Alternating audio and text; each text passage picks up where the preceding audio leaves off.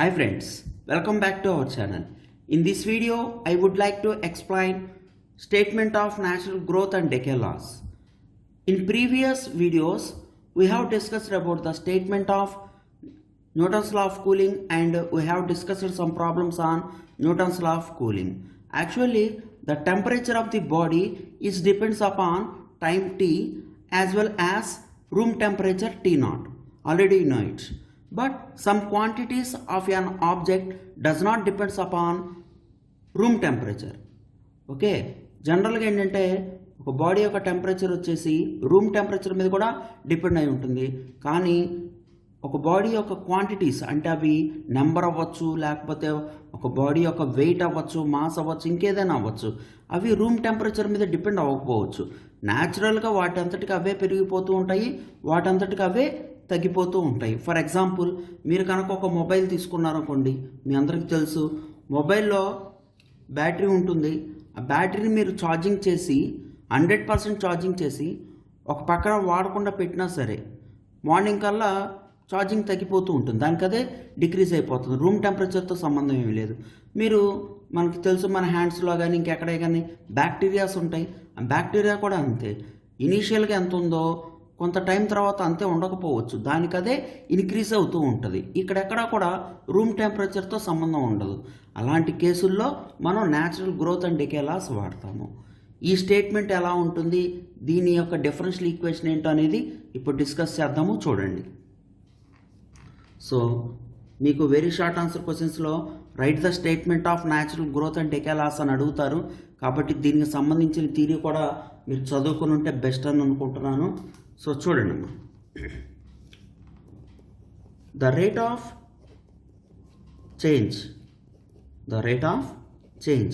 ఇక్కడ చేంజ్ అంటే ఇంక్రీజ్ అవ్వచ్చు, డిక్రీజ్ అవ్వచ్చు, తర్వాత చూద్దాం. The rate of change in the quantity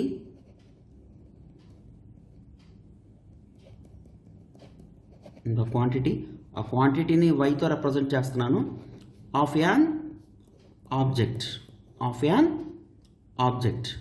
at any time t is directly proportional to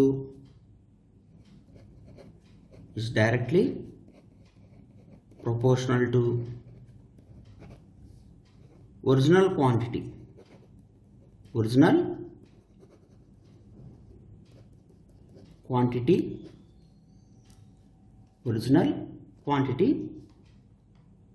y which is unconverted.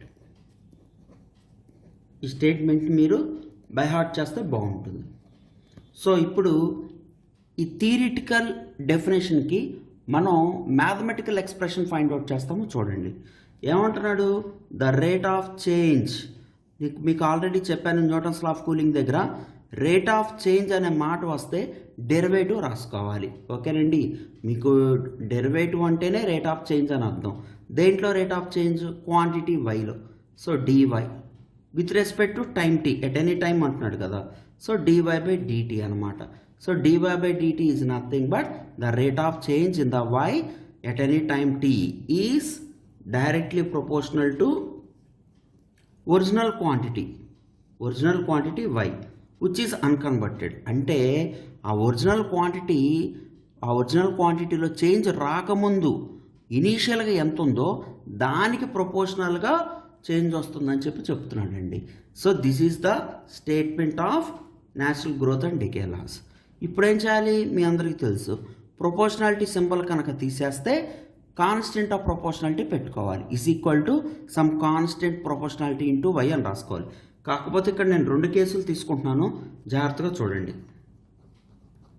Case 1 ఒకటి, case 2 ఒకటి. కేస్ 1 ఏంటంటే ఫర్ న్యాచురల్ గ్రోత్ కేసెస్. న్యాచురల్గా వాటంతటికి అవే ఇంక్రీజ్ అయ్యి ఉంటాయి కదా, బ్యాక్టీరియా కానీ ఇంకేదైనా సరే. For natural growth increase case, growth means only increase. For natural growth case, I will take dy by dt is equal to plus ky. Here positive sign indicates increase in the quantity. K represents constant of proportionality. So this is called differential equation of natural growth law. ఈ విధంగా మనం natural growth లాని define చేసుకుంటాం అనమాట. ఇప్పుడు దీన్ని మనం solve చేసి solution కనుక్కోవాలి. సో ఇక్కడ y ఉంది కదా, dy వైపు తీసుకొస్తాను, అంటే జస్ట్ వేరియబుల్ సపరేబుల్ మెథడ్ చేస్తున్నాను. ఈ టీని ఇటువైపు తీసుకొస్తాను, k dt. ఒకేసారి ఇంటిగ్రేషన్ కూడా తీసుకోండి. సో 1/yకి ఇంటిగ్రేషన్ ఎంత, log y. k కాన్స్టెంట్ బయటకు వచ్చేస్తుంది, 1 ఉంటుంది, 1కి ఇంటిగ్రేషన్ t కాబట్టి kt ప్లస్ c పెట్టాలి, ఇంటిగ్రేషన్ అయిపోయింది కాబట్టి నేను log c పెట్టుకుంటున్నాను. ఈ log c లెఫ్ట్ సైడ్ తీసుకొస్తే log m minus log n formula ప్రకారం log m/n వస్తుంది కాబట్టి log ఆఫ్ y/c వస్తుంది ఈజ్ ఈక్వల్ టు kt. దీని నుంచి y/c ఏమైందండి, e పవర్ kt అవుతుంది. ఆల్రెడీ డెఫినేషన్ చెప్పాను మీకు. మనకేంటంటే ఎక్కడైనా log x కనుక ఉన్నట్లయితే log x is equal to y ఉంటే x ఈజ్ ఈక్వల్ టు ఏమవుతుంది, e పవర్ y అవుతుంది అనమాట. ఇది లాగర్థం యొక్క డెఫినేషన్. దీని ప్రకారం log of y/c is equal to kt ఉంటే y/c is equal to e power kt అవుతుంది. సో దీని నుంచి y వాల్యూ ఏమైతే ఇటువైపు రాస్తాం చూడండి. So from this y is equal to c into ఈ cని ఇటువైపు తీసుకొచ్చాను అంతే, e power kt. This is the general solution of natural growth law. మనం ప్రాబ్లమ్స్లో డైరెక్ట్గా ఈ స్టేట్మెంట్ వాడేసుకుంటాం. ఇక్కడ y అంటే క్వాంటిటీ ఆఫ్ ది ఆబ్జెక్ట్ అండి. ప్రాబ్లమ్స్లో నెంబర్ అని ఇస్తే క్యాపిటల్ N అని తీసుకోండి, వెయిట్ అని ఇస్తే మాత్రం వెయిట్ అని కానీ మాస్ అని కానీ ఇస్తే m అని తీసుకోవచ్చు. లేదంటే అన్ని ప్రాబ్లమ్స్ కామన్గా y అని తీసుకోండి, ఏం కాదు. మీరు పేరేం పెట్టారు అనేది చూడరు, ప్రాసెస్ కరెక్ట్గా చేశారు లేదని చూడాలి. అట్లాగే ఇక్కడ ఫర్ న్యాచురల్ డికే కేసెస్ మనం ఏం చేస్తాము, ఈ కాన్స్టెంట్ ఆఫ్ ప్రొపోర్షనాలిటీ తీసేసి ఈ ప్రొపోర్షనాలిటీ సింబల్ తీసేసి k పెట్టుకుంటాం కదా, మీకు ఫిజిక్స్లో చెప్తారు అట్లాగా.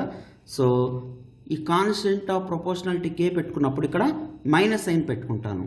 This minus sign represents decreasing in the quantity. ఓకేనండి. మళ్ళీ ఇదే ప్రొసీజర్లో వేరియబుల్ సపరేబుల్ మెథడ్తో మీరు సాల్వ్ చేస్తే y is equal to c into e power minus kt అని వస్తుంది. బాగా గుర్తుపెట్టుకోండి ఈ రెండు ఈక్వేషన్లు, ఓకేనా. ప్రాబ్లం స్టేట్మెంట్ చదివి ఇంక్రీజింగ్ కేస్ అనుకుంటే y is equal to c into e పవర్లో పాజిటివ్ తీసుకోవాలండి. డిక్రీజింగ్ కేస్ అనుకుంటే c into e power minus kt అని చెప్పి తీసుకోవాలి. ఈ విధంగా మనం natural growth and decay laws యొక్క స్టేట్మెంట్ని చదువుకొని వాటి యొక్క డిఫరెన్షియల్ ఈక్వేషన్స్ ఎలా ఉంటాయో చూసి వేరియబుల్ సపరేబుల్ మెథడ్ ద్వారా సొల్యూషన్స్ కనుక్కున్నాం. ఈ సొల్యూషన్స్ని డైరెక్ట్గా మనం ప్రాబ్లంలో వాడేసుకోవచ్చు. ఓకేనండి. నెక్స్ట్ వీడియోలో వీటి మీద ప్రాబ్లమ్స్ ఎలా ఉంటాయి అనేది చెప్తాను, జాగ్రత్తగా వినండి. Thank you very much.